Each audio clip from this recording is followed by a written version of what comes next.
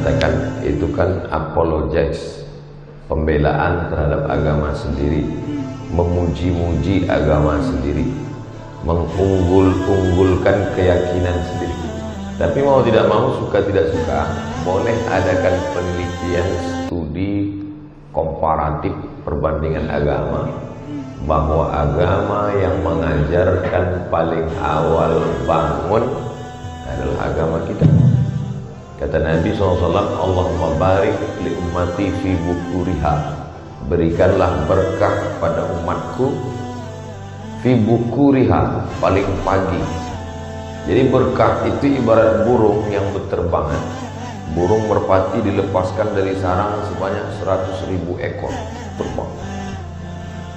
Maka mana pohon yang paling rimbun, di situ dia akan hinggap. Kalau burung itu dianggap sebagai keberkahan, simbol berkah, maka mana yang paling tinggi dahannya, pucuknya, di situ dia akan hinggap, karena itu yang dia temukan duluan. Begitulah pagi ini. Siapa yang paling awal bangun paginya, itulah pohon yang paling tinggi, di sanalah keberkahan paling awal hinggap. Jadi siapa yang bangun tadi jam 3, dia yang paling banyak berkah dia dapatkan. Tapi berkah itu sesuatu yang immateri, bisa dilihat dengan mata, bisa disentuh dengan tangan, bisa ditangkap dengan panca indera, materi. Yang tidak bisa ditangkap non materi, atau bahasa lainnya fisik dengan psikis. Loh, itu dia dari tadi kok senyum-senyum sendiri. Mohon maaf Pak Ustadz, dia sakit. Tapi kelihatannya badannya sehat. Sakitnya psikis, tidak kelihatan. Bahasa Arabnya yang satu zahir, yang satu batin. Makanya selalu kita mohon maaf zahir dan batin. Dalam lagu bahasa Indonesia begitu juga. Indonesia tanah airku, tanah tumpah darahku, bangunlah jiwanya, bangunlah badannya. Badan ini yang kelihatan. Sedangkan dengan bangun pagi, kita bukan sedang membangun badan fisik saja. Bahwa orang mengatakan siapa yang bangun pagi dia yang paling sehat, tidak dapat dipungkiri. Tapi kita lebih dulu connect dengan Allah Subhanahu wa Ta'ala. Jiwa kita, batin kita sudah menjalin hubungan dulu dengan Allah. Terbuka pintu mata, maka yang pertama dia sebut adalah nama Allah. Alhamdulillahilladzi ahyana ba'dama amatana wa ilaihi nusyur.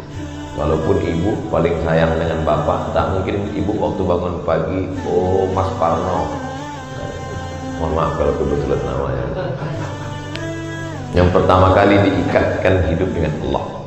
Kullu amrin zibalin, semua amal yang baik, walam yubda bihamdillah. Dalam riwayat lain, walam yubda bismillah. Semua amal yang baik kalau tidak dimulai dengan nama Allah, maka dia tidak bisa menjadi amal. Semua bangun pagi ini.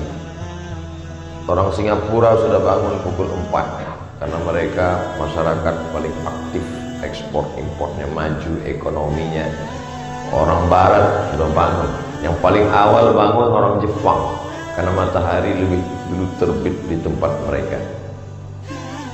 Bahwa cerita bangun, ya menurut jam bangun.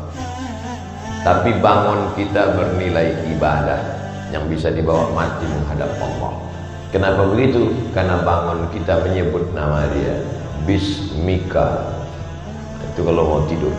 Tapi kalau pas bangun, Alhamdulillahilladzi ahyana ba'da ma amatana wa ilaihin nusyur. Itulah makna innamal a'malu binniyat. Segala amal dinilai dengan niatnya. Nanti saat amal kita dihitung di hadapan Allah SWT, semua orang beramal, wa qadimna ila ma'amilu min amalin. Semua amal mereka kami tunjukkan di depan mata mereka. Ini amalmu, ini ibadahmu, ini. Waja'alnaha haba'an mansura. Kami jadikan dia seperti debu yang berterbangan, tak bernilai di hadapan Allah. Kenapa tidak ada nilainya? Karena tidak menyebut nama Allah Subhanahu wa Ta'ala. Kita tadi masuk toilet kamar mandi pun menyebut nama Allah. Allahumma inni a'udzubika minal khubuthi wal khaba'ith. Memasukkan makanan ke mulut pun menyebut nama Allah. Ya gulam, wahai anak kecil, kul mimma yalik, makanlah apa yang dekat darimu, samillah, sebut nama Allah, bismillah. Hadis sahih, bismillah. Adapun yang panjang itu hadisnya dhaif. Alhamdulillahillah. Yang panjang, Allahumma barik lana fima razaqtana wa qina adzabannar. Oke, nanti kalau kelihatan ada kawan di sebelah tiba-tiba bismillah, loh ente kok lapar sekali kelihatannya. Inilah hadis yang sahih, akhi. Padahal saking kan laparnya. Jadi kalau gitu, Allahumma barik lana fima razaqtana wa qina adzabannar, enggak boleh kita baca. Boleh, karena cukup 5 syarat. Bukan dalam masalah akidah, bukan dalam masalah halal haram, tidak ada periwayatnya yang kadzab pendusta. Dia masih bernaung di bawah hadis sahih. Dan untuk fadhail a'mal, tidak perlu kita permasalahkan antara bismillah dengan Allahumma barik lana. Karena kalau kita kelahi antara yang baca bismillah dengan yang Allahumma barik lana, yang ketawa yang nggak baca doa. Inti dari doa-doa itu sebenarnya supaya kita ingat kepada Allah Subhanahu wa taala. Keluar dari masjid, keluar kaki kiri. Allahumma inni as'aluka min fadlik. Pakai sendal kaki kanan. Simple. Seringkali kita keluar kaki kiri, langsung sendal kaki kiri. Yang sendalnya nggak hilang. Tapi sebenarnya apa maksudnya? Keluar kaki kiri, pakai sendal kaki kanan, supaya kita mengingat semua perbuatan kita. Berapa banyak kita berbuat tapi kita tidak ingat perbuatan kita. Makanya Imam Ibrahim bin Adham, dia melangkahkan kakinya, 1 langkah, 2, pas langkah 3 mundur lagi dia ke belakang. Kawannya di sebelah nanya, ngapain langkah 1, 2 langkah, 2 langkah, 3 mundur lagi? Ketika aku melangkah yang pertama, aku bisa mempertanggungjawabkannya di hadapan Allah nanti kalau ditanya. Langkah yang kedua, aku juga yakin begitu. Ketika melangkah ketiga, aku mulai ragu, apakah langkahku ini mencari ridha Allah atau tidak. Maka semua nanti akan dihitung di hadapan Allah, mana amal yang kita ingat, mana yang tidak ingat. Berapa banyak orang hafal doa makan, hafal doa pakai baju, hafal doa masuk WC, hafal doa sebelum tidur, hafal doa bangun tidur, hafal, tapi tidak dibaca ketika beraktivitas. Ada sesuatu yang salah dengan memori kita. Oleh sebab itu, fungsi doa-doa adalah zikir, mengingat, sehingga setiap gerak langkah mengingat Allah Subhanahu wa taala, maka dia menjadi ibadah di hadapan Allah Subhanahu wa taala. Masuk tadi ke dalam, Allahumma ftah li abwaaba rahmatik. Nanti keluar, Allahumma inni as'aluka min fadlik. Kalau tidak tahu bacaannya Pak Ustaz, bismillah. Dengan nama Allah Subhanahu wa taala. Seperti tukang sisir Firaun ketika akan menyisir keluarganya, keluar dari mulutnya bismillah, dengan nama Allah Subhanahu wa taala. Yang lain berkata atas nama jabatan, yang lain berkata atas nama kekuasaan, yang lain berkata atas nama harta. Tapi kita tidak demikian.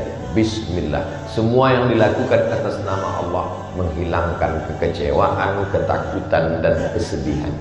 Orang yang berkata atas nama jabatan, atas nama kekuasaan, atas nama materi benda, kalau dapat bahagianya luar biasa, kalau tidak dapat stresnya juga luar biasa.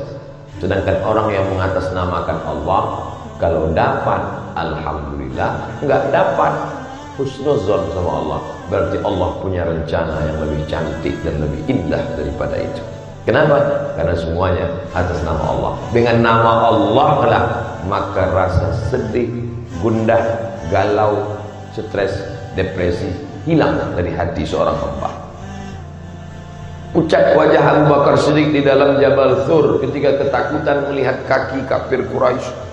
Lau absara, seandainya mereka melihat kaki mereka, la absarana, mereka pasti melihat kita Muhammad. Seandainya mereka melihat kaki ke bawah, pasti mereka melihat kita.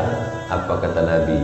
Ma dhannuka bitsnaini fallahu salisuhuma. Kalau kau sangka kita di sini cuma berdua, tidak wahai Abu Bakar, Allah yang ketiga. Kalau kita bertiga, Allah yang keempat. Kalau kita empat, Allah yang kelima. Wa huwa ma'akum ainama kuntum. Dia bersama kamu dimanapun kamu berada.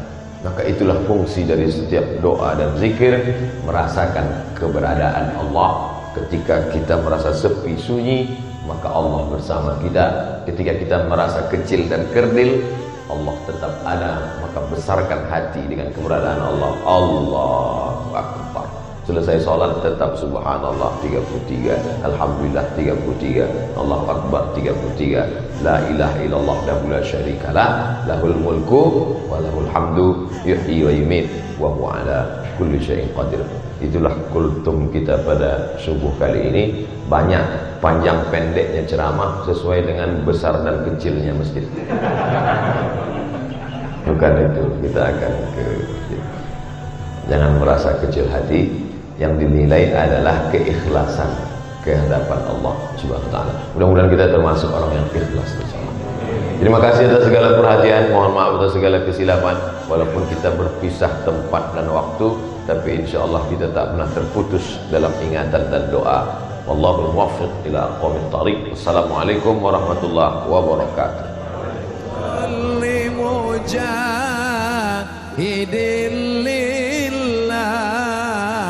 بأهل البدر يا الله.